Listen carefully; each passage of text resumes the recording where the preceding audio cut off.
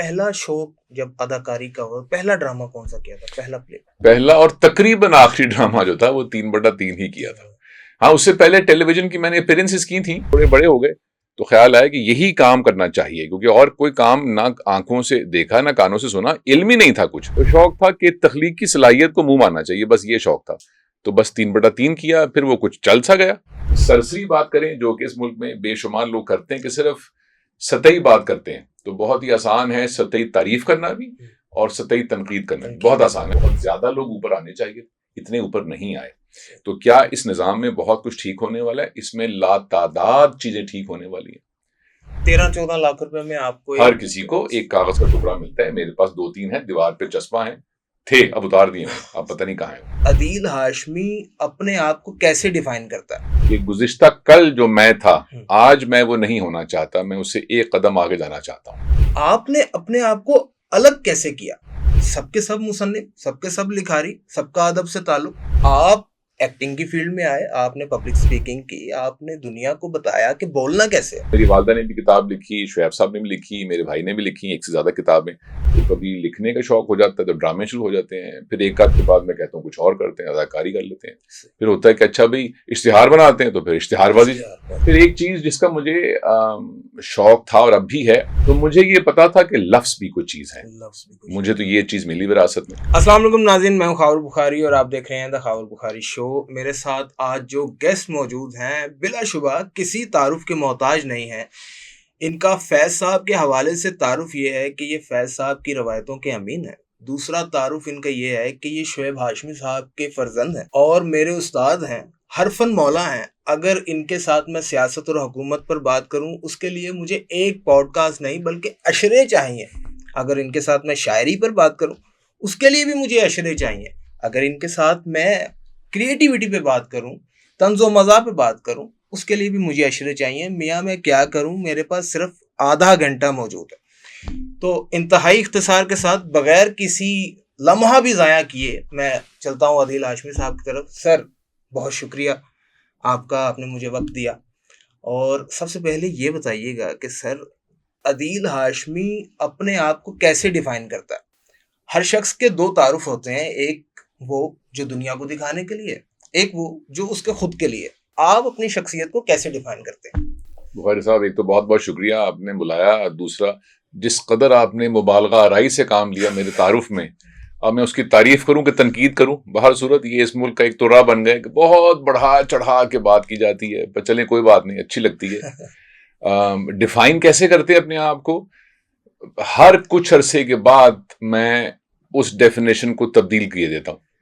आजकल जो चल रही है डेफिनेशन मेरी वो ये है कि गुज़िश्ता कल जो मैं था, आज मैं वो नहीं होना चाहता, मैं उससे एक कदम आगे जाना चाहता हूं। एक कदम, सिर्फ इंटेलेक्चुअली, ये नहीं कि मैंने कोई रुपया पैसा बहुत कमाना है या कोई एमएलए की सीट जीतनी है, उस मामले में नहीं, लेकिन कोई एक नई बात सीखनी चाहिए। तो मैंने नई बात सीखी आपसे, आज के तारुफ कैसे कराते हैं। तो आज तो मेरा ये जो एक नगीना मुझे दिया आपने, मेरा काम तो आज का हो गया। So that's how I define my self. Okay sir, ये बताइएगा कि आपके पीछे एक मजबूत लेगेसी है। आपका तारुफ, अगर आपके खानदान का अगर नाम लिया जाए तो मुझ जैसे भी ये लाजिम है कि अपनी नशिस्त से खड़ा हो जाए। आपके वालिद शुएब हाशमी साहब, आपके नाना फैज़ अहमद फैज़ साहब, आपकी वालिदा मुनीज़ा हाशमी साहिबा और आपके भाई भी अली मदी हाशमी साहब, अभी उन्होंने महरो वफा के बाब लिखी है। आपने अपने आप को अलग कैसे किया? सबके सब मुसन्निफ, सबके सब लिखारी, सबका अदब से ताल्लुक। आप एक्टिंग की फील्ड में आए, आपने पब्लिक स्पीकिंग की, आपने दुनिया को बताया कि बोलना कैसे है। और 1 साल से मैं भी आपसे मुतासिर हूँ, तो ये ज़रा बताइएगा कि आपने अलग कैसे किया खुद को? मेरे बुजुर्गवार शुएब साहब नहीं, मेरे ताया हैं वो, लेकिन वो लोग ये समझते हैं और मैं सलाह नहीं करता लोगों की, क्योंकि मैंने बहुत सीखा है उनसे और उनके नक्श कदम पे चलने की मैंने कोशिश की है। मैंने मुख्तलिफ कैसे किया? अनपढ़ रह के। अनपढ़ रहना क्या होता है? किताब ना लिखने वाला अनपढ़ ही होता है एक तरह से। कि जैसे मेरी वालदा ने भी किताब लिखी, शुएब साहब ने भी लिखी, मेरे भाई ने भी लिखी, एक से ज्यादा किताबें। मैं नहीं लिख पाया अब तक। मैंने सोचा इसके ऊपर, कुछ शुरू भी किया कुछ लिखना, फिर मैंने सोचा ये कुछ ऐसा तो नहीं है कि इसको शाया किया जाए। मुझे एक उकसाहट और एक बेचैनी रहती है हर कुछ अरसे के बाद। तो मेरा दिल करता है कि जिस रास्ते पे जा रहे हैं, इस रास्ते पे जब मुझे महसूस हो कि हाँ भी कुछ बात समझ में आ गई है, या मुझे महसूस हो कि नहीं ये रास्ता मेरे पास का नहीं है। दोनों सूरतों में मैं रुख तब्दील किए लेता हूँ अपना।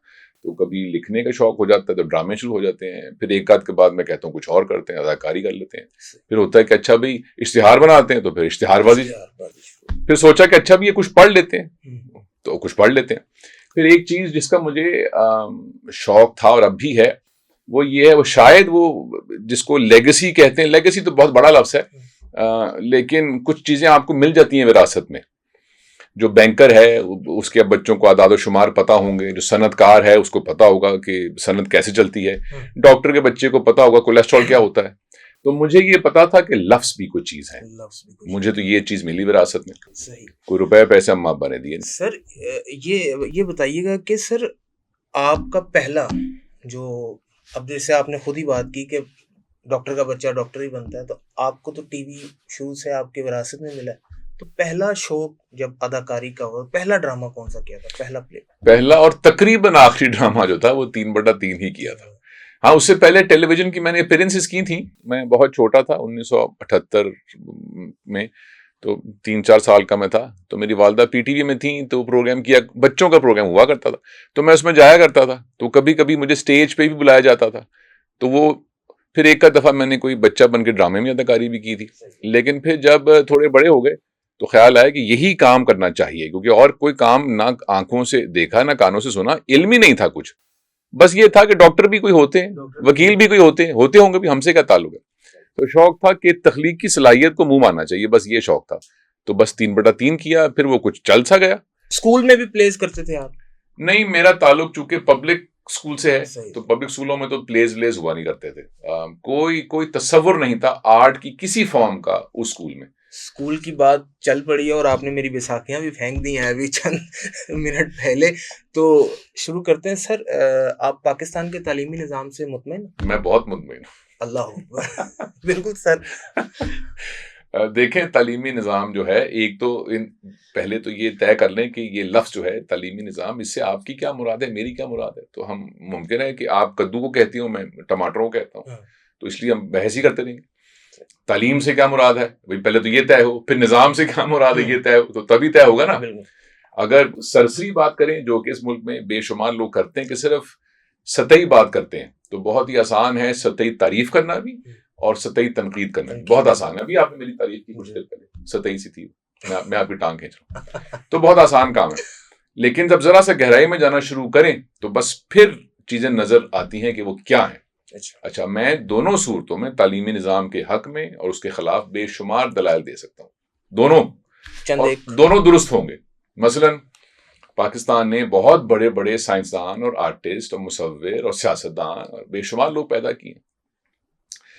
हमने कुछ साल पहले तहकीक की थी कि जितने भी लोग बड़े बड़े हैं, जितने तो खैर नहीं, तो बहुत बड़ी क्लेम हो जाएगा, लेकिन बेशुमार बड़े बड़े लोग जो हैं, जो नामवर हैं दुनिया में, ये सब के सब गवर्नमेंट स्कूलों की पैदावार थे, प्राइवेट स्कूल की नहीं थे पैदावार। तो ये दिलचस्प बात है। तो ये एक लिहाज से जो तालीमी निज़ाम है उसके हक में एक दलील बन सकती है कि ऐसा तो नहीं है कि सारे के सारे ही अनपढ़ हैं, ऐसा तो नहीं है। इसमें से ऐसे ऐसे सूरमा लोग निकले हैं और बेशुमार, जिन्होंने दुनिया में नाम किया है, हर शोबे में, साइंस से लेके अदब तक में। अच्छा, अब उधर आ जाइए, उधर क्या है? उधर ये है कि बहुत से नहीं भी निकले। तो जो तनासुब है लोगों के निकलने का वो बहुत ही कम है, जिसका मतलब ये कि लोग तो बहुत ज्यादा हैं, इसमें से बहुत ज्यादा लोग ऊपर आने चाहिए, इतने ऊपर नहीं आए। तो क्या इस निज़ाम में बहुत कुछ ठीक होने वाला है? इसमें लातादाद चीजें ठीक होने वाली है। क्या इसको निज़ाम कह सकते हैं? पहले तो ये तय हो कि निज़ाम की डेफिनेशन क्या है, तो फिर ही तय करेंगे ना निज़ाम की डेफिनेशन क्या है। तो उससे पहले जो लफ्ज़ है तालीम, उसकी डेफिनेशन क्या है भाई? तो अगर उसकी डेफिनेशन सिर्फ डिग्री है तो फिर तो बेहतरीन निज़ाम है पाकिस्तान का, प्राइवेट भी और बेहतरीन। 13-14 लाख रुपए में आपको हर किसी को एक कागज का टुकड़ा मिलता है। मेरे पास 2-3 है, दीवार पे चस्पा है, थे अब उतार दिए, अब पता नहीं कहाँ है। तो वो एक, तो अगर तो ये है उससे मुराद, तो फिर तो बेहतरीन निज़ाम है। हर बच्चा जो है वो FA BA MA ICS BCS जो भी है, उसके बाद कागज वो ले लेता है। तो कागज का ये वादा किया था ना यूनिवर्सिटी ने या कॉलेज ने, और क्या वादा किया था? आपने जब फॉर्म फिल कराए थे तो फीस दी थी, उन्होंने कहा था इतने अरसे के बाद एक कागज मिलेगा आपको, तो वो दिया उन्होंने। तो मसला क्या है फिर इसमें? मसला ये है कि कागज तो मिल जाता है, लेकिन यहाँ से बिल्कुल खाली, इंटेलेक्चुअली ये जिसने फॉर्म फिल किया है, क्या उसने ये कहा है कि मुझे ये भरना है? उसने तो ये नहीं कहा। तो जिसने फॉर्म लिया है और फीस ली है, उसने क्या ये वादा किया कि मैं तुम्हें यहां भी दूंगा? तो जब मैं एक दुकान में गया हूं जहां बर्गर मिलते हैं, हाँ। वो बर्गर ही बेच रहा है, और मैं उस दुकान में गया हूं और मैंने उसे पैसे दिए, तो मुझे वो स्टेक तो नहीं दे देगा ना? किसी ने तय नहीं की थी स्टेक, तो ये तो किसी ने तय नहीं किया। क्रिटिकल थिंकिंग किसने तय की है कि भाई ये मिलनी चाहिए? किसी ने नहीं कहा आपसे। हमारे अलमिया ये है कि बैचलर्स के भी स्टूडेंट को, एमफिल तक के स्टूडेंट्स को यही नहीं पता कि क्रिटिकल थिंकिंग होती क्या है, बिल्कुल दुरुस्त, और ये भी नहीं पता कि सवाल कैसे करना है। बिल्कुल दुरुस्त। अब मेरी एक एक्टिविटी थी क्लास में, वहां पे ये बताया गया कि सवाल कैसे करना है, तो जो बता रहा था उसको भी नहीं पता था। तो आप ये बता दें कि सर सवाल कैसे करते हैं? पहले तो ये तय करें कि सवाल है क्या, अगर गहरी बात ही करनी है आज तो। सवाल क्या है? सवाल ये है कि कुछ जानने की ख्वाहिश है मेरे जहन में, मेरे जहन में कोई खलिश है, और इससे 2 3 4 10 खदशात हैं, पता नहीं कौन सा दुरुस्त है। तो मुझे तलाश करना है वो रास्ता कि जिसके बाद वो जो खलिश है मेरे जहन में, वो उसको कुछ तस्कीन मिल जाए। ये कोशिश है, मतलब कि प्यास बुझ जाए, प्यास बुझ जाए वक्ती तौर पे, फिर एक और प्यास लग जाएगी। ये कोशिश है। तो एक और काम करते हैं। वो काम ये है कि मेरी जो खलिश थी वो ये नहीं थी, मेरी खलिश ये थी कि मैंने आपको सुई कहीं पे ऐसे चुबानी है। तो अगर तो ये मैंने किया है, और मैंने कंट्रोवर्सी क्रिएट करनी है, और ढकोसला है कि ये सवाल है, तो फिर ये सवाल तो नहीं है, ये तो कोई और चीज है। सवाल ये नहीं है। सवाल का मतलब ये है कि मैं किसी चीज की तलाश में हूं, मैं मुतलाशी हूं, मैं मुतजस्सिस हूं किसी चीज का, और वो चाहिए, और मुझे वो चीज जब तक मेरे में ना हो, मुझे वो बेचैन किए रखती है। तो अगर ये है कोशिश, तो ये हर कोई भी सवाल कर लीजिए। टीवी देखते हैं सर आप? बिल्कुल भी नहीं। बिल्कुल भी नहीं? क्यों नहीं देखते? मैं टीवी देखता हूँ हर कुछ महीने में कुछ सेकंड्स, इबरत पकड़ने के लिए। अगर सिर्फ ज़िया साहब कहते थे कि अगर सिर्फ भोंडी जबान ही सुननी है, तो मियाँ टीवी में, क्योंकि सारा टेलीविजन मसले को मसला मसला मसला कहे जा रहा है। तो सर ये खलिश, ये जो खला है, ये कब पैदा होना शुरू हुआ, और टीवी पर ऐसे लोग क्यों आ गए जिनको पता ही नहीं है कि बोलना कैसे? ये खला क्यों शुरू हुआ, ये तो अल्लाह ही जानता है भाई। कोई ऐसा बाग हो जिसमें मेरी राय में बहुत से बेल बूटे लगे हों, और फिर उसकी निगहदाश्त बंद कर दें, तो वहां जड़ी बूटियां उग जाएंगी, और कुछ अरसे में जंगली चीजें आ जाएंगी वहां पे। सही से तो ये हो जाएगा। आप मैं ये यहाँ पहुंचा हूँ कि आप ये कहना चाह रहे हैं कि जब से प्राइवेट चैनल्स शुरू हुए हैं, कि हर थड़े पे एक चैनल बन गया है, TV channel, main stream media, तब से ये मसला लगता तो ऐसे ही है, क्योंकि ये कोई बहुत पुराना मसला नहीं है। मेरे कुछ शागिर्द हैं अमेरिका में जिनका ताल्लुक हिंदुस्तान से है, और उनको अनकही और तन्हाइयां का एक एक जुमला याद है। हिंदुस्तान में है और अमेरिका में मुकीम है, कभी नहीं आए पाकिस्तान। उनको हमारे पुराने ड्रामों का एक एक जुमला याद है, अपने बच्चों के नाम उन किरदारों पर रखे हैं। ये हिंदुस्तानी कुछ मेरे स्टूडेंट्स हैं जो, तो ये असर था हमारे, और जाहिर और बहुत सी कहानियां, बेशुमार कहानियां इस बारे में है। ये और अभी की बात है, 30-40 साल पहले की। ये मैं आपको 2000 साल कबल मसीह की बात नहीं बता रहा। तो जो कुछ हुआ ये 30-35 बरस में ही हुआ। तो उसमें क्या हुआ? एक चीज तो ये हुई कि प्राइवेट सेक्टर आ गया। फिर एक और भी चीज हुई, वो ये है कि हमने मजमूई तौर पे कुछ सोचना भी बंद कर दिया। फिर एक तीसरा काम भी हुआ जिसको कहते हैं ना द परफेक्ट स्टॉर्म, कि वो बहुत सारा कुछ इकट्ठा ही हो गया, तो वो एक ऐसा तूफान आया कि उसने सब कुछ अपनी लपेट में ले लिया। और वो एक और काम भी हुआ, और वो काम ये हुआ कि जैसे ये एक धमाका हुआ इंटरनेट का और सोशल मीडिया का, और फिर वो जमा होगी चीज के 10-12-15 साल पहले तो यूट्यूबिंग जो थी ये कोई कारोबार तो नहीं था। बिल्कुल भाई, किसी ने मजाक मजाक में यूट्यूब बनाया था, मजाक में फेसबुक बनाया, ऐसी बात। फिर वो बन गया कारोबार। कारोबार। अच्छा, अब वो ऐसा कारोबार है कि जिसको शुरू करने के लिए आपको जो नानो नमक चलता है लोग, जो पैसे चाहिए वो सिफर है। तो हर कद्दू, टिंडा, टमाटर, करेला जो है वो ये कारोबार कर सकता है। इसे कहते हैं ना कि बैरियर टू एंट्री वो है ही नहीं। मैंने अगर शुगर मिल लगानी है तो मेरे बस की बात नहीं है भाई। तो मैंने कोई छोटी फैक्ट्री भी लगानी है तो भाई उसके लिए तो इन्वेस्टमेंट चाहिए, इसमें तो नहीं चाहिए। तो जब ये सारा कुछ हमने सोचना बंद किया, प्राइवेट सेक्टर आया, सोशल मीडिया आया, और एक धमाका इकट्ठे से हुआ, और सब जो है एक वावेला सा मच गया, एक दौड़ का कि भाग रहे हैं। तो वो भागते भागते उन्होंने कुछ अरसे में आप जैसे बाशऊर लोगों ने जब मुड़ के देखा कि भाग तो रहे हैं मियाँ, वो देखो पीछे क्या छोड़ा है, पीछे क्या छोड़ा है, तो जुबान पीछे छोड़ा थे। ये तो एक चीज है जो पीछे छोड़ा थे। बिल्कुल ऐसी बात है। अच्छा सर, ये बताइए कि आप ये समझते हैं कि अब जो शायरी हो रही है, उर्दू शायरी हो रही है, अब वो इस मयार की है कि सुनी भी जाए? जो मकबूल उर्दू शायरी हो रही है बहुत सारी, उसमें से बहुत सारी ऐसी है जो समा खराशी के लिए बहुत अच्छी है, समा खराशी, और कुछ उर्दू शायरी जो मकबूल नहीं है और हो रही है वो बहुत अच्छी है। मैं ऐसे दर्जनों शोरा को जानता हूँ, जानता तो नहीं हूँ लेकिन मैंने सुना है उनको महफिलों में बैठ के कुछ अर्सा पहले, जिनका नाम भी कोई नहीं जानता, लेकिन वो छोटे छोटे शायरों के शायर हैं जिनकी शायरी बहुत खूबसूरत और बारीक है। ये जो मकबूलियत की चिड़िया है, जो पुराने जमाने में दास्तान मीर हमजा में हुमा कहा करते थे, वो जिसके सर पे बैठता है हुमा का परिंदा, वो बादशाह बन जाता है, ये उसकी काबिलियत थी। तो ये जो मकबूलियत की जो बीमारी है, उससे ये तय नहीं करना चाहिए कि ऐसी ही शायरी हो रही है। वो मकबूल शायरी अगर बहुत अच्छे मयार की नहीं है, जो कि बहुत सारी नहीं है, लेकिन जो गैर मकबूल है वो बहुत अच्छी हो रही है। हमें हिंदुस्तान से फरमाइशें आती हैं कि काश हम पाकिस्तानी जो शायर, जो कम नाम शायर हैं, गुमनाम तो नहीं कहना चाहिए, उनका नाम अभी कम है, उनको हम वहां बुला सकते, क्योंकि उनकी बड़ी गहरी नजर है हमारी शायरी के ऊपर। हर बच्चे का जो पहला हीरो होता है, या तो उसका वालिद होता है, या उसका नाना होता है, या दादा होता है। तो आपके हीरो कौन थे? मेरे ख्याल में हम जिस जमाने में बड़े हो रहे थे तो शऊर बहुत ही कम था छोटे बच्चों का। अब तो बच्चे बहुत खबीस हो गए ना, तेज हो गए बहुत। हमारे जमाने के बच्चे बहुत तेज हो गए, हम तो तेज नहीं थे उस जमाने में इतने। तो ये बिल्कुल दुरुस्त बात है। वालिद साहब तो थे ही हीरो, और नाना भी हीरो थे मैंने दादा को देखा नहीं, क्योंकि मेरे अब्बा के बचपन में उनका इंतकाल हो गया था, वरना वो भी होते।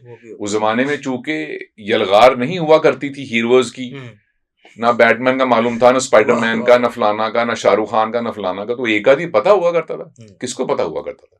हद ये थी कि दिलीप कुमार साहब हीरो होंगे या अमिताभ बच्चन, अब इसके अलावा कौन हीरो हम करेंगे। तो अमिताभ बच्चन से फैसिनेशन थी, क्योंकि हम फिल्में देखा करते थे कभी कभी, और फिर जाहिर है घर में नाना, और ये इल्म नहीं था कि क्यों हीरो हैं, सही इल्म नहीं था, बस हीरो हैं। उनकी शायरी से मुतासिर होते थे। कभी आपका जब कमसिनी से आप निकले और जवानी में आए, तो आपका दिल किया शायरी की जाए? मैंने एक दफा कोशिश की थी, हुई नहीं मुझसे। फिर मैंने अब हाल ही में कोशिश की तो कुछ हो गई। अच्छा। तो मुझे ख्याल है कि अब जो हुई है ये कोई 40 बरस पहले हुई होती ऐसी, तो मैं फिर करता। सर प्लीज अता कीजिए। बिल्कुल ऐसा नहीं होगा, बिल्कुल ऐसा नहीं होगा। अच्छा सर, ये बताइए कि फैज़ फेस्टिवल की हिस्ट्री क्या है? आपको कैसे ख्याल आया कि फैज़ फेस्टिवल भी होना चाहिए, और बाकी शायर हजरात का, शोरा कराम का हबीब जालिब फेस्टिवल क्यों नहीं मनाया जाता? दाग देलवी फेस्टिवल क्यों नहीं मनाया जाता? इलामा इकबाल फेस्टिवल तो होता है। शिव कुमार बतालवी फेस्टिवल क्यों नहीं मनाया जाता? जॉन एलिया फेस्टिवल क्यों नहीं मनाया जाता? जरा ये नासिर काज़मी साहब के साथ तो रिश्तेदारी भी है। मुस्तफा ज़ैदी बहुत, हाँ ये वो मामूली शायर तो नहीं थे।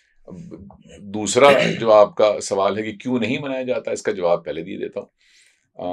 एक दफ़ा फैज़ साहब एक महफिल में बैठे हुए थे हिंदुस्तान में, और वो शायरी पढ़ रहे थे, तो साथ कोई उनके इंडियन अफसर बैठा हुआ था, कोई सरकारी अफसर। तो फैज़ साहब ने पढ़ते पढ़ते रुके, तो इंडियन अफसर ने बड़ी महफिल में कहा कि फैज़ साहब जितना अच्छा आप लिखते हैं, इतना अच्छा अगर आप पढ़ते भी तो कितना लुत्फ आता। तो फैज़ साहब ने बगैर देखे उसे कहा कि सब काम हम ही करें, एक आध काम तुम भी कर लो। तो इसलिए भाई हम तो अब सब फेस्टिवल हम ही करें, भाई और लोग भी कर लें। बिल्कुल, हमारे पास अब इतनी ही बिसात है करने की। ये ख्याल कैसे आया? मैं बहुत छोटा सा था, फैज़ साहब का जिस साल इंतकाल हुआ 1984 में, उसके अगले ही साल उनके दोस्तों ने, मेरी फैमिली ने और चाहने वालों ने एक इनकाद किया, एक तकरीब का, जिसको फैज़ अमन मेला कहते थे। अच्छा। और वो एकदम से 1985-86 में वो एकदम से एक इनकलाबी सी चीज़ बन गई। मजदूर उसमें बहुत आते थे, और वो बाग जना में हुआ करता था, और वो बहुत साल होता रहा वो, और उसमें हर तरह के फोक आर्टिस्ट आते थे, और कोई भी आ सकता था स्टेज में, और वो ज़माने भी और थे। वो बहुत साल चलता रहा, फिर आहिस्ता आहिस्ता चीज़ें महंगी होना शुरू हो गई। अच्छा। वो 2-4 साल फिर पैसे हमारे पास नहीं हुआ करते थे, वो बंद हो गया। फिर जब मुझे ज़रा सी होश आई तो मैंने सोचा कि इसको ज़रा सा मुनज़्ज़म करके तो इसको फेस्टिवल की सूरत बना देना चाहिए इसको। सही तो हमने फिर 10 साल पहले वही चीज जो थी उसको जरा सा, इसको रेप्लिकेट कहते हैं, वो करके जरा मुनज़्ज़म कर दिया उसको जरा सा, क्योंकि अब इंटरनेट आ गया था और अब कंप्यूटर्स नए आ गए थे और कैमरे और माइक्स आ गए थे। मैंने कहा अच्छे अच्छे, तो वो शुरू किया। अब इंशाल्लाह 10वां साल है उसका, तो वो एक चल पड़ी चीज। तो ये बताइए कि आप इंडिया से हमें काफ़ी एक्नॉलेजमेंट मिलती है। इंडिया, हमारे शायर भी इंडिया जाते हैं तो सर आंखों पे बिठाते हैं। फिर हमारे मौसीकार जब जाते हैं तो भारत से हमने क्यों नहीं आज तक मैडम लता को बुलाया। तो अल्लाह उनको गरीक़ रहमत करे। आशा भोसले जी हैं, कुमार सानू जी हैं, पाकिस्तान क्यों नहीं इनवाइट करता इंडियन मौसीकारों को, और इंडिया के कल्चर को क्यों नहीं प्रमोट करता यहाँ पे। 2-3 चीजें हैं इसमें। एक तो ये बात 100% दुरुस्त नहीं है कि हम नहीं करते। ये पिछले 8-10 साल में एक मुसीबत हुई हमें, उससे पहले तो हम करते थे। हम तो खैर बहुत ही करते थे। फैज फेस्टिवल में कभी ऐसा नहीं हुआ कि कोई हिंदुस्तान से लोग ना आए हों, और हम हमेशा कोई ना कोई नामवर शख्स को बुलाते हैं, औरों को भी बुलाते हैं। तो एक तो वो लता जी को बहुत दफा दावत नामा गया, उन्होंने खुद ही इंतखाब किया इस बात का कि मैं नहीं आना चाहती, और एक दफा वो मैडम को मिलने बॉर्डर तक आई थी, और दोनों बहनें कह लीजिए उनको, मैडम और लता जी मिले थे। ये आरएसएस की आइडियोलॉजी तो नहीं कहीं पे नहीं, वो तो ये तो बहुत पुरानी बात मैं बता रहा हूँ आपको, उस वक्त तो आरएसएस का सिलसिला था ही नहीं, लेकिन किसी वजह से लता जी ने मुनासिब नहीं समझा कि वो यहाँ है। ऐसा नहीं है कि दावत ना उनको दी गई हो, लेकिन बिल्कुल अब तो उधर ज्यादा मसला है, हमें तो कम है, लेकिन उधर ज्यादा मसला है। आज से 10-12 साल पहले हमने जब फैज साहब का पहला मुशायरा किया था उनकी याद में 85-86 में, तो कैफी आजमी साहब आए थे। हमने तो हमेशा जरा से जो इनकलाबी लोग हैं या जरा से हमारे कबीले के लोग, हम तो उनको बुलाते हैं। तो अब कुमार सानू ये लोग तो जरा पॉपुलर लोग हैं ना, तो इनको तो जरा कोई पॉपुलर लोग बुलाएंगे।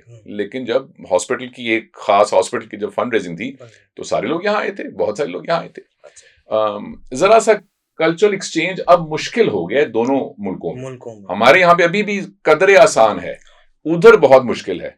उधर तंग नजरी ज्यादा है, उधर बहुत ज्यादा है, सियासी तंग नजरी, दिल की बहुत उनकी जो लोग हमारे मोहब्बती हैं वहां पे, जो आर्ट के लोग हैं, फन के लोग हैं, इनका दिल तो बहुत वसी है। लेकिन जब सियासी नजर तंग हो जाए तो फिर सबका सांस घुट जाता है, तो वहां बहुत घुटा हुआ है। उम्मीद है कि अब जरा सा सांस खुलेगा उनका। जावेद अख्तर साहब यहाँ आए थे तो उन्होंने कुछ अपने तासुरात का इजहार कर दिया, एक लहर चल पड़ी, एक गुस्से की और एक बैकलैश का आ गया। तो वो गलत कह रहे थे, सही कह रहे थे, आप जरा बता दें। मेरे ख्याल में 2 बातें हैं इसमें। एक तो ये कि वो, चूंकि मैं तो वहां मौजूद था उस महफिल में, और मैं अकेला ही नहीं था, 2000 और लोग भी थे। बिल्कुल। तो जो बैकलैश था, तो जो बैकलैश था वो 24 घंटे के बाद ट्विटर पे और मीडिया पे ही आया था। तो ट्विटर और मीडिया पे को बहुत ज्यादा भरोसा नहीं करना चाहिए, क्योंकि उसका जाविया और होता है, और जो आमने सामने बैठ के बात होती है उसका जाविया कुछ और होता है। तो वो इतनी सी बात है बस। तो किसी बात का बतंगड़ अगर मीडिया में बन जाए और 2 दिन के बाद बने, तो भाई हम तो वहां मौजूद थे ना। तो ये क्या इसलिए तो नहीं था कि फेस्टिवल की साख्त को थोड़ा कम किया जाए, उसको नुकसान पहुंचाया जाए? मुमकिन है ऐसा हो, मुमकिन है ना हो, लेकिन हम लोग तनाज़ात और कंट्रोवर्सी में बिल्कुल पड़ते नहीं हैं। वो फैज साहब का एक मिसरा है कि तुम अपनी करनी कर गुजरो, जो होगा देखा जाएगा। तो जो साथी हैं वो साथी हैं, और जो खैर खा नहीं है, खुदा उनके दिलों के कुफल खोले, हम यही कह सकते हैं। हमने अपना काम करना है, उन्होंने अपना काम करना है, उनकी भी रोजी रोटी है ना। तो ये बताइएगा कि अभी फखरे पाकिस्तान अरशद नदीम साहब ने, क्या अच्छा एक स्पोर्ट्समैन है वो, हालांकि पाकिस्तान ने उनको कुछ भी नहीं दिया। गोल्ड मेडल जीतने से पहले ट्रेनिंग के भी पैसे नहीं थे, लेकिन किस जज्बे से गोल्ड मेडल जीता। लोग उनको करोड़ों दे रहे थे, आल्टो गाड़ियां दे रहे थे, लोग उनको पैसे दे रहे थे, आपने नुस्खा हाय वफा दे दिया। ये क्या वजह, क्या थॉट था इसके पीछे? नेपोलियन एक जंग जीता था किसी गोरे जर्नैल से, तो वो चूंकि कदरे तहजीब याफ्ता लोग हैं, तो दोनों जर्नैल आपस में फिर मिले, और एक जर्नैल ने, जो अंग्रेज जर्नैल था, उसने हार तस्लीम की। तो उसने नेपोलियन से ये कहा कि you fight for land and money, but we fight for honour and dignity. तो नेपोलियन ने ये कहा, we all fight for what we don't have. तो इसलिए लोग दूसरों को वही देते हैं जो देने वाले के लिए बेशकीमत चीज हो और कीमती चीज हो। बहुत खूबसूरत तो किताब। हमारे पास ये कीमती चीज है देने के लिए, हमारे लिए रुपया पैसा एक तो है भी बहुत कम, फिर वो गैर अहम है, ये बहुत अहम है। ये बहुत है। तो तोहफा जब किसी को दें तो कोई कीमती चीज देंगे ना, हाँ कोई बिल्कुल आम ऐसे, चीज तो नहीं आम देंगे। चीज तो नहीं देंगे। तो जो सबसे कीमती चीज है हमारे लिए वो तो ये है, तो हम तो फिर अपनी कीमती चीज ही देंगे ना अपने भाई को। क्या बात है सर। ये बताइएगा सर कि इनकलाबी शायरी की जब हम बात करते हैं तो एक उफक पर जहाँ फैज साहब चमक रहे हैं वहाँ हबीब जालिब भी हैं, वहाँ जोश में अली आबादी भी हैं। तो आप हायरार्की अगर बनाएं तो आप क्या हायरार्की बनाएंगे? मैं बहुत अरसा हो चुका इस दर्जा बंदी के खेल और इस चक्कर से मैं निकल चुका हूँ। और ये क्रिकेट में तो अच्छा है कि भाई इसका स्कोर इतना है, इसका स्कोर इतना है, तो ये जीत गया, ये हार गया। हॉकी में भी अच्छा है और जैवलिन थ्रो में भी अच्छा है कि अरशद नदीम ने 92 मीटर फेंका और उस लड़के ने, चोपड़ा ने 80 मीटर फेंका तो ये जीत गया, वहां तक तो ये ठीक है। लेकिन जहां पे इस किस्म की बारीक चीज आ जाए जो कि शायरी है, कि मीर साहब बड़े शायर हैं या गालिब, तो मैं बिल्कुल ये गुनाह और ये गुस्ताखी अपने सर नहीं ले सकता कि ये बड़े हैं, वो बड़े हैं, ये बड़े हैं। मैं बिल्कुल ये जरूरत नहीं कर सकता। सर ये आप थोड़ा सा और इसको एलेबोरेट कर दें कि फैज साहब जब नई नई जवानी फूट रही होती है तो बच्चों को, लड़कों को जॉन एलिया बहुत पसंद आते हैं। सब थोड़ा सा आगे निकलते हैं तो अहमद फराज अच्छे लगने लगते हैं, सुना है लोग उसे आंख भर के देखते हैं, ठीक है। जब आगे निकलते हैं तो फैज साहब, और फिर जब पॉलिटिकल साइंस कोई पढ़ लेता है तो उसको जालिब सवार हो जाते हैं। तो ये तो दर्जाबंदी है बिल्कुल दुरुस्त है, और अपना अपना शऊर है, और हर इंसान का जो रास्ता है अपने शऊर का वो ऐसा नहीं है, कुछ का उलट भी हो सकता है कि शुरू जालिब से करें या फैज से करें और खत्म जालिब पे करें, तो कुछ भी हो सकता है, कोई तरतीब नहीं है और होनी भी नहीं चाहिए। भाई हर शख्स ने, जिसने जो जिंदगी में शऊरी तौर पे, जज्बाती तौर पे, इल्मी तौर पे जहां पर है, वहां पे जो चीज उसके दिल को आके छूती है वो उसके लिए उस वक्त बहुत अहम हो जाती है, तो हो जाने दें, इसमें क्या मसला है इसमें। अगर तन्हाइयों की बात की जाए तो बोल के लब आजाद हैं तेरे, इससे बड़ी नज्म मैं कहता हूँ कि दुनिया इधर से उधर हो जाए, ये यहाँ से ना इंसान को खींचती है। फिर अगर गुस्सा हो हुकूमतों पे तो ऐसे दस्तूर को मैं नहीं मानता। तो ये बताइएगा सर कि आफ्ताब इकबाल साहब एक बड़े शायर के बेटे हैं, ज़फ़र इकबाल साहब के, उन्होंने चंद रोज़ पहले ऐसे ही कह दिया बस कि भाई जालिब तो बस जलसे के शायर हैं, तो ठीक है जलसे के शायर हैं। तो आप क्या समझते हैं जालिब के बारे में, कि जलसे के ही शायर हैं कि पाए के शायर हैं? देखिए, जिन साहब का जिक्र किया आपने, देखिए हर शख्स को ये हक हासिल है कि हर किसी भी और शख्स की दर्जाबंदी अपने ज़हन में वो कैसी ही कर ले। एक बहुत ही मारूफ तजिया निगार हैं टेलीविजन के, बहुत बड़े चैनल के, 20, 25, 30 साल से वो टीवी पर आ रहे हैं, हजारों कॉलम लिखे उन्होंने और लाखों उनके मोतकद होंगे। उन्होंने कोई एक आध साल पहले 9 नवंबर को ये कहा कि अल्लामा इकबाल बस मामूली से शायर हैं। तो हर किसी का ये हक है कहना कि कोई कैसा है, ये उनका कहने का हक है। सर फ्रीडम भी तब तक है ना जब आपके पास फ्रीडम है कि आप लाठी घुमाएं, लेकिन आपको फ्रीडम है कि जब तक किसी की नाक ना शुरू हो। तो लोग इस तरह की बात अगर आप टीवी पे करेंगे तो लोगों के सेंटिमेंट्स हर्ट होते हैं। तो इस पे वैसे मेरा एक मजीद सेंटिमेंट हर्ट करने वाला तज्जिया और राय है, और वो ये है कि ये ऐसा नहीं है। अगर मैं कल को ये कह दूं कि कोई शख्स जब टीवी के ऊपर अल्लामा इकबाल की शायरी पढ़ता है तो मेरा सेंटिमेंट हर्ट होता है, तो मैं कहूँ जी मेरी नाक इतनी लंबी है, तो अब क्या करेंगे आप? तो सेंटिमेंट हर्ट हो रहा है मेरा इकबाल की शायरी पढ़ने से या फैज की शायरी पढ़ने से, तो क्या पढ़ना छोड़ देंगे? जो स्पीच होती है फ्रीडम की, जो वेस्ट में है, उसकी एक बहुत मुश्किल बात मैं कहने जा रहा हूं, लेकिन बहरहाल चूंकि सच्ची बात है इसलिए हमें इसका सामना करना चाहिए।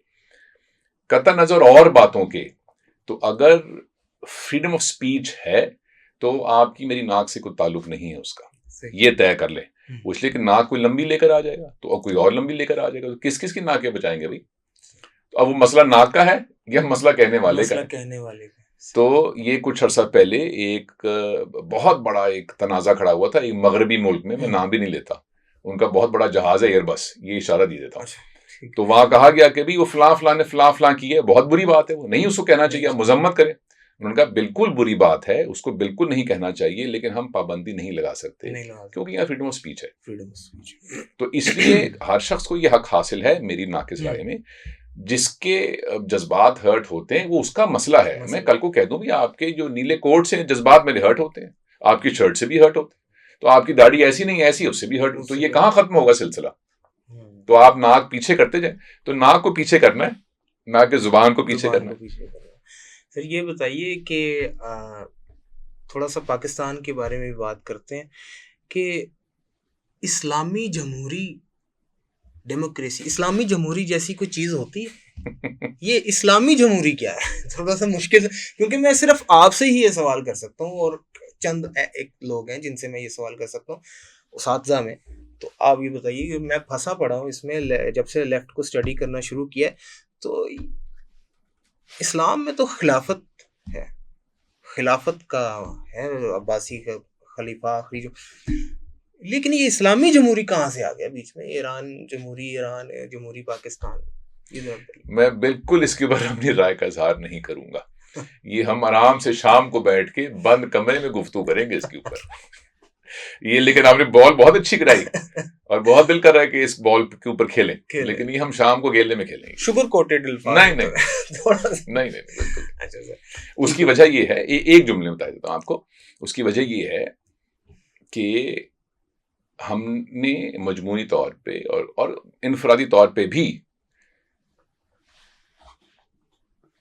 अपनी मर्जी के मुताबिक लफ्जों के मानी तलाश कर लिए, और वो मानी आपस में हम तय नहीं करते मुत्तफिका तौर पे। मैंने एक लफ्ज के मानी खुद सोच लिया और आपने कुछ और सोच लिया है।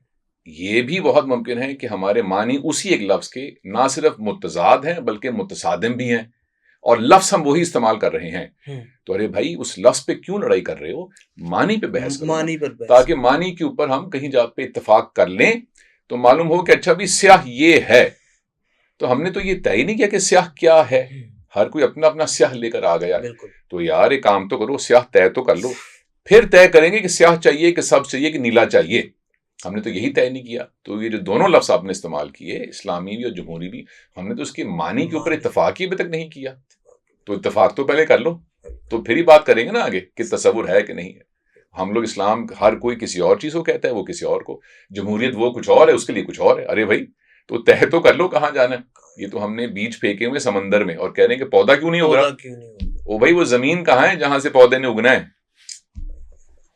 सर पाकिस्तान में आप रहते हैं, यहीं पे इन्हीं सड़कों पे आप फिरते हैं, आए दिन एहतजाज होते हैं। वैसा आपकी एक नज्म है कि निसार में तेरी गलियों के वतन के जहाँ चली है रस्म के कोई न सर उठा के चले, जो कोई चाहने वाला तवाफ को निकले, नजर चुरा के चले जिसमें जहाँ बचा के चले।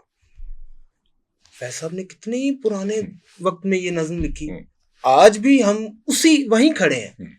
किस फ्रीडम ऑफ स्पीच है ही नहीं, हम कुछ बोल नहीं सकते, हम किसी पार्टी के साथ अपनी मतलब कि इजहार नहीं कर सकते, हम एहतजाज नहीं कर सकते। ये क्या वजह है? हम क्यों ऐसे तंग नज़र मुआशरे में जी रहे हैं? क्या वजह है इसकी? वजह तो मुझे मालूम नहीं इसकी, लेकिन इसको बदलना कैसे है उसके ऊपर मेरा एक बहुत ही हकीर और सतही तज्जिया है, और वो ये है कि ये एक मुगालता है जमहूरी मुल्कों, ढके छुपे जमहूरी मुल्कों में, जिसमें से एक हम भी हैं, कि ताकत का सरचश्मा अवाम है। यही है ना जमहूरियत का कॉन्सेप्ट। देखिए, ताकत का सरचश्मा जो है बाय डेफिनेशन वो होती है जमात या कौम या इदारा जिसके पास ताकत होती है। जो ताकत है वो भीख मांग के या मिन्नत करके या रहम के जरिए नहीं ली जाती। ऐसे नहीं ली जाती ताकत। तो क्यों ऐसा है? मिसाल दे देता हूँ आपको। मुझे पिछले 75 साल में आप हिंदुस्तान की फौज का जो चीफ ऑफ आर्मी स्टाफ है, किसी एक का नाम बता दें। मुझे एक का नाम भी नहीं पता, नाम भी नहीं पता मुझे। अरे साथ ही तो लैदा हुए थे। बिल्कुल। ये कि अरे नाम तक नहीं पता। हमें तो बहुत नाम पता है। नाम तो पता हो ना। अरे अमेरिका में कौन है आर्मी का हेड? नाम भी नहीं पता, खुदा जाने कौन है कौन। और उनकी आर्मी का साइज देखिए। तो इसलिए ताकत वहां से आती है जो ताकत संभाल सकते हैं। ये मैं कोई अच्छाई बुराई की बात नहीं कर रहा मैं। तो जब अवाम मुनज़्ज़म हो जाएगी 1789 में हमने तो अभी जंग आज़ादी 1857 की लड़ी भी नहीं थी। उससे भी कोई 50 60 70 साल पहले तो फ्रांसीसियों ने बादशाह का सर कलम कर दिया था। और वो कौन थे जिन्होंने सर कलम किया था? वो किसान थे। और उस साल ही क्यों किया भाई? उससे 10 साल पहले या 20 साल बाद क्यों नहीं किया? क्योंकि उस साल सबसे ज्यादा सर्दी पड़ी थी यूरोप में बहुत अरसों के बाद, तो फसल अच्छी नहीं हुई, तो खाने के लिए कुछ था नहीं, तो बादशाह के पास तो ऐसे जश्न होते थे रोज। तो ईरान में इनकलाब आने की भी वजह यही थी कि ईरान में गुर्बत थी और जो उनका बादशाह था वो उन्होंने फेस्टिवल कोई मनाया। तो सर एक और सवाल मेरा, तो आखिरी एक जुमला, तो ज़ाहिर है पाकिस्तान में तो बहुत मजबूत अवाम है 1789 की फ्रांस की अवाम के मुकाबले में। हम में से बहुत सारे साथी पढ़े लिखे भी हैं, मुनज़्ज़म भी हैं, हमारे ताल्लुकात भी हैं, बहुत कुछ है। तो जिस दिन ये मुनज़्ज़म हो जाएंगे उस दिन ताकत का चश्मा अवाम बन जाएगी। तो जो ग्रोह या ग्रुप सबसे मुनज़्ज़म है उसके पास ताकत है। So we have to be organised and then we'll have the power. क्या सर सेकुलरिज्म पाकिस्तान के मसाइल का मुकम्मल हल है? इतने बड़े बड़े सवाल और इतने बड़े बड़े लफ्ज आप ऐसे गिरा देते हैं इसके ऊपर। मुकम्मल हल से क्या मुराद है? There is no such thing as a complete solution to mankind, there is no such thing. ठीक, इंसान जब गरीब होता है, कोई एक शख्स, उसके कुछ मसाइल होते हैं और आप तसव्वुर करें कि गुर्बत से ऊपर जा रहे और वो बहुत अमीर हो गया है, बहुत अमीर हो गया। सिर्फ एक चीज तब्दील होगी, उसके मसाइल की नौयत, बस। तो मसाइल जो हैं ये मुस्तकिल होते हैं, नौयत तब्दील होती है। गुर्बत के मसाइल और हैं, मुतवसत तबके के और हैं, अमीर लोगों के मसाइल और हैं, मसाइल सबके हैं। तो बिल गेट्स के या इलॉन मस्क के या अंबानीज के, इनके कोई मसाइल नहीं है, इनके मसाइल हैं अपनी तरह के हैं। तो इसलिए तो किसी भी मसले का मुकम्मल हल नहीं है जब तक इंसान का वजूद है, इंसान का शऊर है, तो मसला है। और अल्लाह करे कि मसले रहें। आप सोचिए एक शख्स है, उसका कोई मसला नहीं है, मसले से मुराद ये है कि फिर उसके पास आगे जाने की भी कोई खलिश नहीं है, तो फिर क्या करना है घर बैठ के? अरे पत्थर बन के बैठना है क्या? तो कोई ना कोई बेचैनी तो होनी चाहिए, तो उसको वो मसला ही होती है। अब जो बुनियादी मसाइल हैं हमारे, उसमें सेहत है, तालीम है, रवैये हैं, मईशत है, गुर्बत है, बेशुमार है। इनका हल क्या है? इनके बहुत सारे हल हैं। उसमें से एक जो है वो प्रॉबेबली सेक्युलरिज्म भी है, लेकिन मुझे ये दूर दूर तक इसके ऊपर गुफ्तगू होती भी दिखाई नहीं देती। तो उसको आना तो खैर नामुमकिनात में से ही लगता है मुझे। गुफ्तगू करने के भी हम गवारा नहीं है कि चलो इस पे बात ही करते हैं, रद्द कर देंगे। मैं कभी कभी दोस्तों से कोई बात करता हूँ ना, तो मैंने भी बात शुरू ही की है तो वो ना कर देते हैं। तो मैं उनसे कहता हूँ मेरी बात सुनने के बाद ना कर दो, तो सुन तो लो। तो हम तो सेक्युलरिज्म या और जो कुछ लफ्ज हैं, लिबरलिज्म, ये लफ्ज सुनने के कायल नहीं है। अरे भाई सुन के बाद ना कर देना, सुन तो लो। अभी रिसेंटली, मैं वैसे दोनों ही हूँ, ये मैं लिबरल भी हूँ और सेक्युलर भी हूँ। माशाल्लाह, ठीक है, मुझे पता है। अच्छा, ये बताइए सर कि अभी रिसेंटली जाकिर नाइक साहब पाकिस्तान आए हैं, इंडिया में वो बैन है, और अभी आते ही रिसेंटली उन्होंने एक तकरीब में गए तो वहाँ कमसिन बच्चियाँ, उनको शील्ड पेश की जाना था। तो जाकिर नाइक साहब ये कहकर स्टेज से उतर गए कि ये मेरे लिए नामहरम है क्योंकि ये मेरी बेटियां नहीं है। कमसिन बच्चियां थी, इतने इतने कद की, क्योंकि ये मेरी बेटियां नहीं है तो मेरे लिए ये नामहरम है, मैं इनको शील्ड नहीं दूंगा। और ये कहकर जाकिर साहब स्टेज से उतर गए। तो नामहरम का जो कॉन्सेप्ट है वो तो एडल्ट्स में है।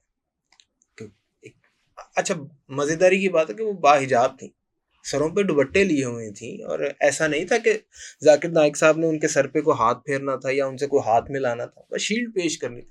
तो इतना कंजर्वेटिव माइंडसेट, इतना रिजिड, ये क्या, इसकी हिकमत क्या है, इसके पीछे क्या वजह थी ये करने की? ये तो वही बताएंगे, लेकिन आपकी इस बात से मुझे इस बात का अंदाजा हुआ कि मेरा और उनका जो नुक्ता नज़र है जिंदगी और मजहब और महरम होने के बारे में, वो बिल्कुल मुख्तलिफ है। सेट भी ठीक हो गया। सर ये बताइए कि आप मौसीकी में किसको ज्यादा पसंद करते हैं? अच्छी मौसीकी। मुझे मगरिबी क्लासिकी मौसीकी बहुत पसंद है, मैंने बहुत सुनी है, मैं बजाता भी हूँ अपने पियानो के ऊपर। मैं क्लासिकली ट्रेन्ड पियानिस्ट हूँ, मेरे पास सर्टिफिकेट्स हैं जिसके ऊपर मलका बरतानिया जो उस वक्त हयात थी उनकी मोहर लगी हुई है। वाह। तो क्लासिकल में आपको कौन ज्यादा पसंद है, सलामत अली खान साहब या मैंने कहा मगरिबी क्लासिकी मगरिबी मौसीकी। क्लासिकल? मशरिकी क्लासिकी मुझे समझ में नहीं आती, मैं समझ जाहिल हूँ। लेकिन मुझे जो पाकिस्तानी सिंगर्स हैं या हिंदुस्तान के सिंगर्स हैं, मैं कभी कभी चोरी छुपे रात को हिंदुस्तानी फिल्मी म्यूजिक बहुत सुनता हूँ जो छुछोरा है, और कुछ वो सुनता हूँ जो बहुत गहरा है, जिसमें नौशाद साहब का म्यूजिक है या खयाम साहब का है जो सही। कयामत है, क़यामत। या शंकर जयकिशन का है, राज के पुराने गाने जो मुझे बहुत पसंद है। देसी तो खैर बहुत ही पसंद है मुझे। शफकत अमानत हैं, टीना हैं, आपदा जी हैं, अली सेठी हैं। सूफी भी? सूफी को ज्यादा नहीं सुनता मैं, सिवाय 2-3 कवालियों के, और मैं कुछ ज्यादा सूफी नहीं सुनता। मगरिबी मौसीकी पुरानी 80s की मैं बहुत सुनता हूँ, जो पॉप म्यूजिक उस जमाने का हुआ करता था, माइकल जैक्सन से पहले। हमारे जमाने का पॉप वो बहुत अच्छा था। एबा था उस वक्त, बोनी एम था, लॉरा ब्रैनिगन थी, माइकल जैक्सन भी नया नया नौजवान आया था। तो मैं तरह तरह, जिसको भांत भांत की मौसीकी कहते हैं, भांत भांत की, ये भी आपसे ही लफ्ज सुना हुआ है। और सर ये बताइए कि ज़िया मोहिउद्दीन साहब के बाद अगर कोई शायरी पढ़ना जानता है तो मेरी नज़र में वो आप, तो ये आपने ज़िया साहब से सीखा शायरी पढ़ना? एक तो ये आपकी तंग नजरी है अगर आपका ख्याल है कि उनके बाद मैं हूँ। उनका जो मुझ पे असर है वो अल्फाज में बयान ही नहीं हो सकता। तो शायरी पढ़ना मैंने उनसे क्या सीखना था, मेरी क्या बिसात है, जुबान एक एक लफ्ज का उतार चढ़ाओ, मैंने देखा कि ये भी एक पूरी दुनिया है। तो ये जो दुनिया है, जो अब मेरी दुनिया है, मैं अब इस दुनिया में रहता हूं, मैं इस दुनिया का बाशिंदा अपने आप को महसूस करता हूं, लफ्जों की दुनिया का। ये जो दुनिया है, मुझे इस दुनिया से मुतारुफ कराने वाले ज़िया साहब थे। तो मेरे ऊपर जो उनका एहसानात है वो तो मैं बता ही नहीं सकता। आपने उनको, आप उनकी कुर्बत में रहे हैं, खलवत में उनको कैसा पाया? तन्हाई में वो आपसे क्या गुफ्तगू, पाकिस्तान के बारे में, आर्ट एंड कल्चर के बारे में, ज़वाल जो आर्ट एंड कल्चर में पाकिस्तान में आया है इस वक्त, उसके बारे में क्या गुफ्तगू आपसे करते हैं? हम कोई बहुत गहरी गुफ्तगू इस बारे में नहीं करते थे, क्योंकि एक तो ये ला हासिल गुफ्तगू है, तो गुफ्तगू के मौके चूंकि कम होते हैं, तो इसलिए उस वक्त बामानी गुफ्तगू ही करनी चाहिए, ना कि कोई ला हासिल गुफ्तगू। तो हम शायरी पे बात करते थे, वो करते थे, मेरी तो जरूरत नहीं, मैं तो सिर्फ सवाल रखा करता था कि ये कैसा है। और फिर कभी कभी बहुत मैंने कोई शेर तलाश किया है और मैंने कहा कि मैंने आज मुतासर करना है ज़िया साहब को। तो मैंने कहा ज़िया साहब एक शेर सुनाओ मियाँ। तो वो शेर अपनी तरफ से, मैं बड़ा कुतुरम खान बन के शेर, तो लफ्जों को उतार चढ़ाव है, बस अच्छा शेर नहीं है। तो मुझे ये याद है उनका कि मैं अपनी तरफ से तो बड़ा एक शेर लेकर आया, तो वो अरे यार ये कुछ, फिर वो कोई शेर सुनाया करते थे कि मियाँ ये सुनो फिर, और वो शेर कमबख्त हुआ करता था क्योंकि उनका तो ये चीजें मैंने उनसे बहुत सीखी। सर ये बताइए कि आपकी एक क्लास में मैंने सुना था कि ज़िया साहब पतरस बुखारी साहब के पास कुछ लिख कर लेके गए, तो पतरस बुखारी साहब ने उनका कान मरोड़ा और कहा मियाँ ये क्या नाप शनाप लिखते रहते हो, चलो जाओ। तो फिर बुलाया वापस और बुलाया कि अच्छा बात सुनो, लिखा करो पढ़ा करो, लिखा करो पढ़ा करो। मतलब कि पढ़ा करो उन्होंने 3 बार कहा, मैं से गलत बोल गया हूँ, आपने सही बोला था। पढ़ना कितना ज़रूरी है लिखने से पहले? आजकल हमारे सहाफ़ी भाई भी कॉलम लिखने की बहुत कोशिश करते हैं, लेकिन जब पहली 2-4 लाइनें पढ़ी जाती हैं तो दिल करता है कि मार ली जाए सर अपना किसी दीवार में। तो पढ़ना कितना ज़रूरी है ये बताइए। पढ़ना तो चाहिए ही, वैसे ये तो कोई बहस ही नहीं है। लिखने के काबिल इंसान कब बन जाता है आप? ये बहुत ही मुश्किल बड़ा सवाल है। जो ऐसे लोग हैं जो मार्कतुल आरा तौर पे लिखा करते थे, बशमूल फैज साहब की और बड़े बड़े लोग, इनमें से बहुत सौ का अपने बारे में ये ख्याल था कि भाई जो पुराने लिखने वाले हैं वो सही थे, हम तो बस ये कुछ जो आपने कहा अनाप शनाप ही लिख रहे हैं। तो जब तक आपको इस बात का एहसास रहे कि आप जो लिख रहे हैं ये बस कोई अनाप शनाप है, तब तक तो आप ठीक लिख रहे हैं। जिस दिन आपको ये तासुर हुआ कि वाह क्या मैंने कॉलम लिखा है, या क्या कहानी है, क्या मैंने शेर लिखा है, अगर आपको ये तासुर हो गया तो इस बात का अंदेशा बढ़ जाता है कि वो असल में नाप शनाप होगा। तो इसलिए एक तो तलाश करते रहना चाहिए बेहतर से बेहतरीन की। ये दोनों चीजें जो है ना, ये मुझे ऐसे लगता है कि पढ़ना जो है कोई ज़ाहिर कोई रियाजी का सवाल तो ये नहीं है, लेकिन मैं ऐसी एक आदाद शुमार ऐसी गिराता हूं आपके ऊपर कि चलो 10 को ना पढ़ लें और एक गुनाह लिख लें उसका। लिख लें। तो अगर आपने एक कहानी लिखी है या एक कॉलम लिखा है तो उसके एवज कम से कम 10 तो पढ़ ही लें, वो तो पढ़ ही लेना चाहिए, क्योंकि उन 10 में से कोई एक बात का निचोड़ ऐसा होगा जो आपकी एक बात में पूरा आ जाएगा। तो अब मुझे और भी लिखना है तो भी कहाँ से लाऊंगा मैं? वो रॉ मटेरियल कौन सा है, वो खाम माल कहाँ से आ रहा है जो लिखना है? वो आपके ज़हन की इख्तरा है, तो फिर तो आप न्यूटन है। अगर आपके ज़हन की इख्तरा है तो अगर न्यूटन आप नहीं है, क्योंकि वो तो कम वक्त एक ही हुआ है, तो अगर आप वो नहीं है तो भाई तो कोई देखो कहाँ कहाँ से चुनना चाहिए। और लोगों ने ऐसे ऐसे कम वक्त चीजें लिखी हैं कि इंसान की अकल दंग रह जाती है कि क्या क्या कुछ लोगों ने लिखा है। तो वो क्यों ना पढ़े, पढ़ना तो बहुत जरूरी है। सर ये बताइए कि बस इख्तिताम पे नहीं अब लंबी बात होगी। अच्छा ठीक है। ये बताइए कि सर मुझे एक चीज बहुत चिढ़ता हूँ मैं उस चीज़ से, क्योंकि मैं भी लिखने से, मेरा क्रिएटिव राइटिंग से ताल्लुक है, एडवर्टाइजमेंट वगैरह लिखता हूँ और तंज़ो मज़ाह लिखता हूँ। मेरा एक, मुझे कॉफ्त होती है जब कोई मुझे कहता है कि भाई आउट ऑफ बॉक्स सोचो। आउट ऑफ बॉक्स, ये बॉक्स क्या है? ये बॉक्स तो डिफाइन कीजिए कि आउट, इसमें से निकलना कैसे? मेरा ये मानना है कि अच्छा अदब लिखा जा चुका, अच्छी मौसीकी हो चुकी है, अब जो कुछ भी है अच्छा तंज़ो मज़ाह लिख चुके हैं लिखने वाले, अब जो कुछ भी है उसी अच्छे के इर्द गिर्द है। जैसे पंजाबी स्टेज ड्रामे की, पंजाबी कॉमेडी की दुनिया अमानुल्लाह स्कूल ऑफ थॉट से नहीं निकल सकती, ठीक है? जैसे उर्दू तंज़ो मज़ाह यूसी साहब स्कूल ऑफ थॉट या ज़मीर जाफरी साहब स्कूल ऑफ थॉट या Shafiqur Rahman school of thought से नहीं निकल सकता। इस स्कूल ऑफ थॉट से निकले, आउट ऑफ बॉक्स कैसे जाएं? ये जरा लंबा जवाब है इसका। पहली बात तो ये कि आइंदा जब भी आपसे कोई ये कहे कि यार ये आपने मुझे कहा कि मैं आउट ऑफ द बॉक्स करूं, तो जरा बताइए क्या बॉक्स है, तो जरा उस पर ये सवाल डाल दीजिएगा। मैं तो बता ही दूंगा आपको आउट ऑफ द बॉक्स क्या होता है। अच्छा, कैसे निकले? पहले तो ये कि वो है क्या जिसमें से निकलना है भाई, फिर निकलेंगे ना। कहां से कैसे निकले? आपने अपनी जिंदगी में, हर शख्स ने अपनी जिंदगी में जो जो कुछ महसूस किया है, सोचा है, जो जो गाना, गाली, मोहब्बत का कलमात, लोरियां उसके कान में पड़ी हैं, जो जिस क्लास में बैठ के उसने जो जो कुछ देखा है, जिस घर में वो पला बड़ा है, जिस मस्जिद में वो कभी गया है या नहीं गया, या जिस मंदिर में वो गया या नहीं गया, जो सड़क के ऊपर किसी ने उसको धक्का दिया है, ये सारा कुछ जो है, ये सारे तजर्बात, एहसासात उसके लाशऊर में कहीं हैं, और कहीं ना कहीं किसी बात का उस पर असर हुआ है। कोई गहरा असर है, कोई हल्का असर है, कुछ भूल गया वो हमेशा के लिए, कुछ उसको याद है, कुछ कभी याद आएगा। ये सारा का सारा कुछ जो है, ये एक बॉक्स कह लेते हैं इसको अपनी आसानी के लिए। हमारा जो ब्रेन है इसको बॉक्स कह लेते हैं। जिसका मतलब ये है कि हमने जो कुछ भी, मैं जो भी गुफ्तगू आपसे कर रहा हूँ, जो भी मैंने कपड़े पहने, ये सब कुछ कहीं से मैं लेकर, सोच कर लेकर आया था।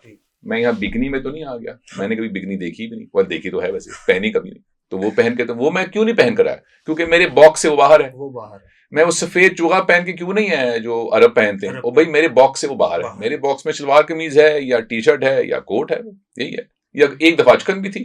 ठीक, तो ये वो बॉक्स है कि हर तजुर्बा मेरा जो है, मेरी जुबान, मेरा मिजाह, मेरा गुस्सा, मेरे अदायगी का तरीका, ये मेरा बॉक्स है। ठीक, अब इससे बाहर कैसे निकलूं भाई? मैं तो इसके अंदर मुक़य्यद हूं, और ये मैंने जमा किए हैं नगीने सारे के सारे। इससे बाहर मैं क्यों निकलूं? अच्छा, क्या निकलना चाहिए उससे बाहर? निकल, कोई हर्ज नहीं उसे। तो कैसे निकलूं मैं उससे बाहर?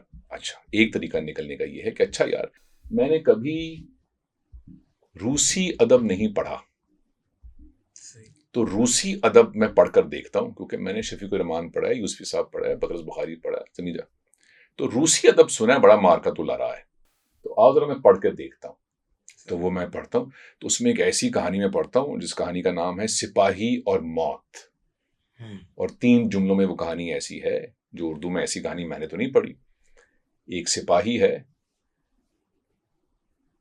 जो तंग आ गया जिंदगी से, और बिलाखिर मौत उसे कहती है कि चलो भी वक्त हो गया, तो वो हुजूर में ले जाती है ऊपर, वो तो अल्लाह मियाँ के पास पहुंच जाता है, और खुदा जो है वो उसे कहता है कि भाई आओ तुम दरबान बन जाओ जन्नत के। तो दरबान बन जाता है जन्नत का, तो उससे कुछ मजा नहीं आता वहां पे। तो वो कहता है ये तो बड़ी बोर सी जगह है, कहीं और चलते हैं, अल्लाह मियाँ मुझे ट्रांसफर कर दे। तो अल्लाह मियाँ उसको दोज़ख में ट्रांसफर कर देता है। ये कहानी का शुरू है। उर्दू जुबान में ऐसी कहानी मिलेगी आपको? अब ये है कोई 15 सफ़े की 15 कहानी, सफ़े। लेकिन ये आपने पढ़नी है क्योंकि आपने कभी ऐसी कहानी ही नहीं पढ़ी होगी। अरे ये क्या किरदार है, और फिर उसका जो मुकालमा है मौत के साथ, तो गुफ्तगू हो रही है ऐसे मौत के साथ। अरे हमने तो कभी किरदार ही नहीं देखे ऐसे भी। तो अब जब आपने ये कहानी पढ़ी तो आपको जो बॉक्स था ना वो जरा सा बड़ा हो गया, अब आपने कदम बाहर रखा उस बॉक्स से। तो अच्छा, अब जब किसी शख्स ने आपसे कहा कि आउट ऑफ द बॉक्स लिखें, अब क्या किया आपने? आपने कुछ ऐसे लफ्ज तलाश किए कि जो लफ्ज आपने पहले इस्तेमाल नहीं किए थे। आपने एक ऐसा तसव्वुर सोचा जो पहले नहीं सोचा था।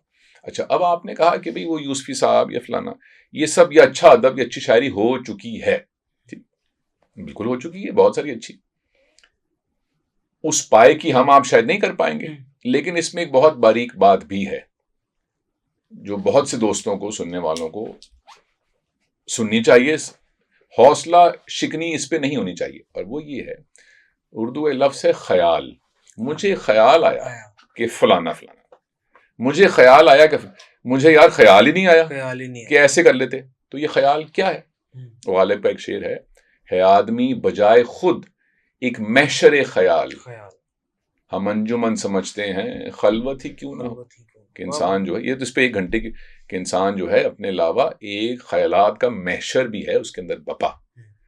तो जब हम तन्हाई में भी हों तो कमबख्त एक अंजुमन सजी होती है ख्यालात की। ये एक शेर है। तो ख्याल जो लफ्ज़ है इसके मानी एक और भी है, और वो है अक्स। तो अब मैं झील की सतह के ऊपर कहीं पहाड़ों में चांद का अक्स देखता। अब वो जो मैंने देखा वो चांद की मानिंद है, उसी रंग का है, उसी कद काठ का है, वैसी सुनहरी है, वैसे खूबसूरत है, पर वो नहीं है। तो अब आप जब यूसुफी साहब को पढ़ के या मंटो को पढ़ के या फैज को पढ़ के या कोई और आर्टिकल पढ़ के जब अपना कुछ लिखेंगे, तो जहां जहां से जो जो कुछ भी आपके जहन में है उस चांद की तरह, तो जब आपकी झील के ऊपर वो पड़ेगा तो वो आपके ख्याल में ढल के कुछ और बन जाएगा। तो ये भी बहुत अहम है। तो जो झील पे अक्स है उस चांद का, उस पे अगर एक शायर नज़म लिख दे अक्स के ऊपर, तो उसने चांद पे नज़म तो नहीं लिखी, लेकिन वो अक्स आया तो चांद से ही था, लेकिन वो नज़म अहम है। तो आप जब ऐसी कोई चीज लिखेंगे, किसी को पढ़ के, सुन के, देख के, जब आपने लिखा उसके ऊपर, तो उसकी मानिंद तो वो है, उस जैसा नहीं है, तो वो एक नई तख्लीक है। तो ये कैसे कमतर है या हेच है, तो उससे क्यों मुकाबला कर रहे हैं? इसका इसके अपना एक वजूद है, क्योंकि जो वो चांद है वो अक्स तो नहीं है। तो किसी को अगर अक्स ज्यादा पसंद है चांद से, तो उसके लिए वो ज्यादा अहम है। तो मुमकिन है कि आपने कोई चीज ऐसी तख्लीक की हो जो ज्यादा अहम है किसी के लिए, किसी के दिल को छूती है, और जो ओरिजिनल थी वो उसके दिल को ना छूती हो, ये मुमकिन है ना। तो इसलिए आपका रोल तो बहुत अहम है। आपने थोड़ी इकबाल या फैज या यूसुफी या शफीकुर रहमान बनना है या कुछ भी। तो आप तरह तरह की चीजें पढ़ें, उनका अक्स आपके काम में आ जाएगा और उससे आपकी अपनी ऑडियंस बढ़ जाएगी। तो आप ये काम कीजिए। तो ये गैर अहम कैसे है? सर ये बताइए कि अदब भी बहुत महंगा हो गया, तालीम भी बहुत महंगी, बेअदब जो सस्ता हो गया उससे गुजारा कर लीजिए ना। ठीक है, ये बताइए कि सर इतनी महंगी किताबें, सर अगर कोई शख्स जिसकी इतनी वुसअत नहीं है पढ़ने, उसको खरीद के पढ़ना चाहता है, तो ये बुक स्टोर वाले तो छुरे लेके बैठे हैं। ठीक है, 16-16 हज़ार की किताबें, 15-15 हज़ार की किताबें, 9-9 हज़ार की शायरी की किताबें। आजकल इंटरनेट का दौर है, एक तो वैसे ही किताब से रिश्ता नहीं है नौजवान का, ऊपर से नौजवान पे इतना ज्यादा बर्डन कि इतनी महंगी महंगी किताबें हैं। जहां भी चले जाएं किताबें इतनी महंगी हैं, पढ़ें कैसे लोग, खरीदें कैसे, क्या करें? वैसे ही किताब से रिश्ता नहीं है लोगों का। ये सवाल तो आपको जो पाकिस्तान के पब्लिशर्स हैं उनसे करना चाहिए। मेरा खिलाफ तवक्को, मैं और आप इस नुक्ते के ऊपर इत्तेफाक करते हैं। हाँ। किताबें महंगी हैं, और मैं भी जब किताब खरीदता हूँ तो मैं 4 दफा देखता हूँ कीमत उसकी, और सोचता हूँ कि अच्छा भी इससे मुझे कितना हासिल हो जाएगा। इतनी जितनी जो कीमतें बताई आपने, इतनी कीमतें हैं किताबों की। ये शायद ऐसे नहीं है, मेरा ख्याल है कि जिसको अंग्रेजी में एक्सटॉर्शन कहते हैं, कि जी जो किताबों वाले हैं वो बेपनाह मुनाफा कमा रहे हैं और ये नहीं करना चाहिए वगैरह वगैरह। गालिबन ऐसे नहीं है। गालिबन उसकी जिल्द और प्रिंटिंग और कागज महंगा है, और चूंकि यहाँ वगैरह वगैरह ये वजूहात होती होंगी। मैं पब्लिशर नहीं हूँ, किताबों की जो कीमत है वो ज्यादा है, और मैं बिल्कुल हक में नहीं हूँ चोरी की किताबों के, वो भी 50 रुपए की मिल जाती है, गंदी सी जिल्द और गंदी सी लिखाई, 570 ऐसे रुपए की मिल जाती है, मैं उसके बिल्कुल हक में नहीं हूँ। क्या किया जाए इसका, पता नहीं, एक रिवायती सी और बेरंग सा जवाब है कि जैसे हुकूमत रेगुलेट करती है कीमतें दवाइयों की या दूसरी चीजों की, तो इसको भी रेगुलेट कर दें या सब्सिडी दे दें इसके ऊपर, और क्या कर सकते हैं। मुझे इस मामले में समझ नहीं आती क्या करना चाहिए। हाँ, ये जरूर है कि चूंकि इंटरनेट आ गया है अल्हम्दुलिल्लाह, तो इसलिए बहुत कुछ वहां पे मिल जाता है। तो ऐसा नहीं है कि जिसने अपने आप को एजुकेट करना है उसके पास कोई और वसीला ही ना हो, ऐसा नहीं है। लेकिन किताबों का अपना एक रोमांस है, रोमांस है। अभी रिसेंटली एक किताब है, ये बड़ी जबरदस्त सी मेरी रीडिंग लिस्ट में है, महरो वफा के बाब, फैज साहब पर एक मुकम्मल किताब है उनकी जिंदगी के ऊपर। आपका कोई इरादा है शुएब हाशमी साहब के ऊपर किताब लिखने का? क्योंकि वो भी एक जो मीडिया के स्टूडेंट्स हैं जो जिनका ड्रामा के साथ ताल्लुक है, उनके लिए तो वो भी एक हीरो की मानंद है। तो आपका कोई इरादा है कि आगे कोई किताब लिखें आप भी? जो उसका जवाब है हाँ और ना, ये दोनों जवाब हैं इसके, यकमुश्त इकट्ठे। ये नहीं कि या हाँ या ना, ऐसा नहीं है। इसलिए कि वो मैं किसी चीज पे काम कर रहा हूँ, वो शुएब हाशमी साहब की है, उनके बारे में नहीं है, उन्हीं की कुछ चीजें हैं जो मैं मुरतब कर रहा हूँ, मुनज़्ज़म कर रहा हूँ। काफी अरसे से बीच में तवक्कुफ हो गया, मेरी मिजाज आगे पीछे हो गया, लेकिन कुछ दिन पहले मैंने फिर शुरू किया वो सिलसिला। तो मुझे उम्मीद है कि कुछ अरसे में जब आप मुझे दोबारा बुलाएंगे, अगर मुझे आपने बुलाया इस पॉडकास्ट के बैन होने के बाद, तो वो किताब मैं आपको पेश कर दूंगा कि ये कुछ है। अच्छा सर, ये बताइए कि सर पेरेंटिंग आपका आपके बेटे के साथ बड़ा अच्छा ताल्लुक है, मैं बहुत मुतासिर होता हूँ, आप उसके साथ जिम भी करते हैं। पेरेंटिंग में क्या चीज़ें आनी चाहिए? फादर सन रिलेशनशिप में दोस्त की मानंद होना चाहिए, कम्युनिकेशन गैप नहीं होना चाहिए। कुछ सवाल ऐसे होते हैं जिनका जवाब ऐसे शख्स से लेना चाहिए कि जो वो जवाब देता हुआ जचे। तो ये जो सवाल आपने मुझसे पूछा पेरेंटिंग का, मैं इस सवाल के जवाब में वो शख्स नहीं हूं कि जिससे आप इसका जवाब तलब करें। मेरा मनसब ये नहीं है, क्योंकि मैंने पेरेंटिंग में ऐसी ऐसी गलतियां की हैं कि जिसके बाद मैं समझता हूं कि मुझे कम से कम इस बारे में गुफ्तगू नहीं करनी चाहिए। और जो लोग जिन्होंने कामयाबी से ये कारनामा सर अंजाम दिया, उनको चाहिए वो गुफ्तगू इस बारे में करें। तो मुझे माफ कर दें इस मुश्किल सवाल से। आपका कम्युनिकेशन गैप था अपने फादर के साथ? अब कम्युनिकेशन गैप से पता नहीं क्या मुराद है, लेकिन गालिबन बहुत बड़ा है, वो है। देखिए, कोई शर्त नहीं है। एक तो ये दुखी बात होती है कि भाई किसी करीबी से, वो औलाद हो या वालिदैन हो या भाई बहन हो, उनसे आपका एक गैप हो कम्युनिकेशन का, ये एक दुख की बात है। पर ये कोई अलमिया नहीं है, क्योंकि इससे बड़े बड़े अलमिया हो चुके हैं दुनिया में, तो और करोड़ों हो चुके हैं। तो ये एक छोटी सी चीज है। और ये भी कहीं तय नहीं है कि कोई दो लोगों का कम्युनिकेशन गैप खत्म करने का ये फलां तरीका है, ये करोगे तो ऐसे हो जाएगा। नहीं भी होता, मिजाज फर्क होते हैं, गुफ्तगू अंदाज फर्क होता है। और फिर जो करीबी लोग होते हैं, जिनको मैं इनर सर्कल कहता हूं, जो खून का रिश्ता होता है आमतौर से, वो बहुत गहरा होता है, किसी करीबी दोस्त से या किसी कॉलीग से या किसी और दोस्त से। ये कमबख्त अंदर रहते हैं हमारे, बाहर नहीं रहते, ये अंदर रहते हैं, अपने जिस्म से जुदा होकर अंदर रहते हैं। तो उनसे हर बात नहीं हो सकती। दिल करता है कि उनसे हर बात हो सके, नहीं हो सकती। हर बात अपने आप से भी नहीं हो सकती। कोई ना कोई बातें ऐसी होती हैं कि इंसान एकदम से छुड़ाता है दामन के मैं यहाँ ये बात नहीं सोचता, एस्केप प्लान। तो कोई बात, उनसे कुछ बातें नहीं हो सकती। अच्छा, एक और काम करते हैं, कौन कौन सी बातें हो सकती हैं, चलो वो तो करें ना यार, वो तो करें। और जो बातें नहीं हो सकती उनके रद्द अमल में मैं ये बातें भी ना करूं, ऐसे तो ना करना चाहिए। जो हो सकती है वो तो करें। सर, इख्तिताम पे चलते हैं। एक रैपिड फायर सा मैं कुछ नाम लूंगा, वो क्योंकि एक आदत सी बनी हुई है टीवी की, तो कर लेते हैं ये भी। मैं कुछ नाम लूंगा सर, आप एक जुमले में आप हिरारकी पहले तो ठीक है, फिर एक जुमले में आप उनको दिखा देगा। तंजो मज़ा में यूसुफी साहब या शफीकुर रहमान? यूसुफी साहब। यूसुफी साहब। आज़ाद नज़्म में फैज साहब या नूमीम राशिद? तासुब है फैज साहब। अच्छा, गजल में जोश मली आबादी या मीर तकी मीर? मीर साहब। मीर साहब, ये बताइए कि सियासत में इमरान खान या नवाज शरीफ?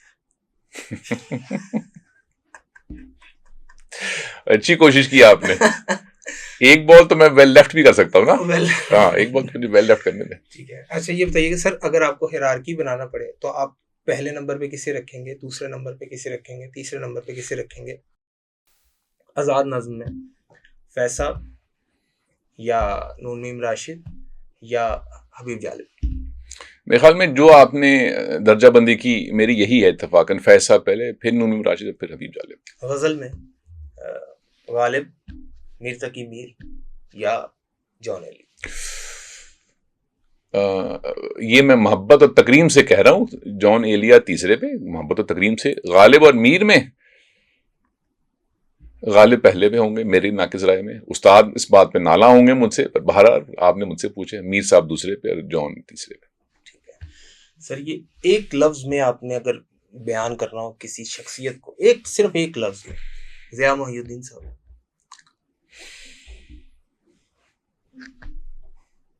एक लफ्ज थोड़ा है, कैसी कमबख्ती है कि एक लफ्ज। मेरे ख्याल में हसीन कहूंगा मैं। हसीन। इलामा इकबाल, ज़हन साज। ज़हन साज। क्या बात है सर। अदील हाशमी, बोंडे। जनाब, मेरी जिंदगी का बेहतरीन पॉडकास्ट, और आज 1 घंटा जो मेरी ज़िंदगी का है ये मैं कभी नहीं भूलूंगा। मेरे साथ मौजूद थे अदील हाशमी साहब। सर आपका बहुत बहुत शुक्रिया, आपकी मोहब्बतों का, आपके जवाबात का। इस 1 घंटे में बहुत कुछ सीखा आपसे। आपको सलाम है सर, आप सलामत रहें। बहुत शुक्रिया। अल्लाह हाफ़िज़।